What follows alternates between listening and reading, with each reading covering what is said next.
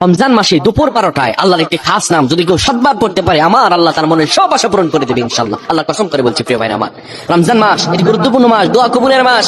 রমজান শাহরু রমাদান, এই যে রমাদানে আল্লাযী উনজিলা ফিল কুরআন, আমার আল্লাহ কোরআন নাযিল করেছেন। সুবহানাল্লাহ, কোরআন নাযিলের মাস রমজান মাস।